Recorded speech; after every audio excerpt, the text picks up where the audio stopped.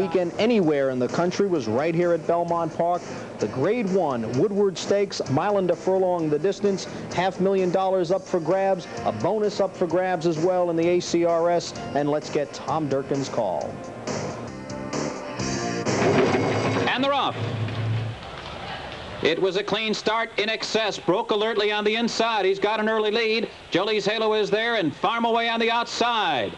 And Jolie's Halo and Farm Away hook up again. It's Jolie's Halo, though, who takes the lead. Farm Away concedes it early, and then back racing in third position In Excess. He's in hand. Then a gap of 7 lengths back to the stretch runners. Killer Dillers, Strike the Gold, and another 4 back to Festine, and he's being pushed along. He's about 12 lengths from the lead. 23 flat for the first quarter. And it's Jolie's Halo who's out there on the lead. In Excess is down inside Farm Away. A gap of 5 back to Killer Dillers. Strike the Gold is only 7 lengths from the front runner, and Festine follows him. The field moves for the fire turn. They've run a half in a controlled 46 3/5 seconds. In Excess has room to move through on the inside. Farm Away on the outside. A 2-pronged challenge now for Jolie's Halo. And In Excess has taken the lead with less than a half mile to run.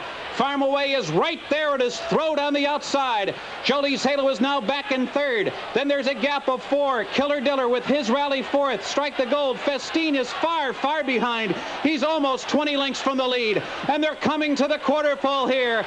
In Excess trying to fend off Farm Away. They turn for home together. Killer Diller is third. Strike the Gold is coming with his rally on the far outside. Festine is moving through toward the rail. They're coming down to the final furlong. In Excess holding off Farm Away. Killer Diller, Strike the Gold continues the gain.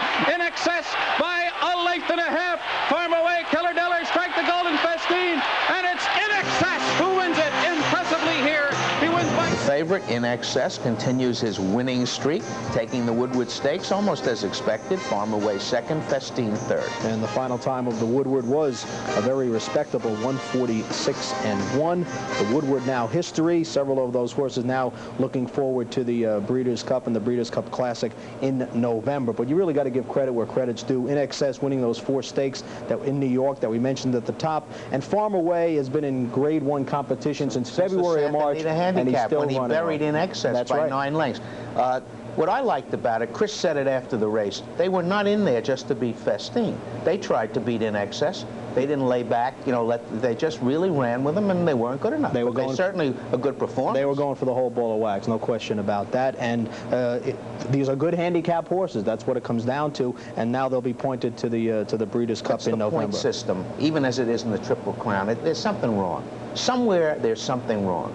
For these people after the race to get all excited about Farmer's Way because it got more money, and Festine got more money than Excess, takes away from the horse race. In Excess won the Woodward, 4th straight Grade 1. It's unfortunate he wasn't in those races, but there's something, they got to review it. I guess there's something good and there's something bad in all of these series type situations. It is certainly good that these horses have been racing, and these different racetracks, Rockingham Park, Oaklawn Park, have benefited from this series. Good for the game. It's been good for television. They got national television. There's something wrong anyway. They got to review it, sit down, and go over the whole thing, because In Excess just made fools of everybody, which we knew he would going in.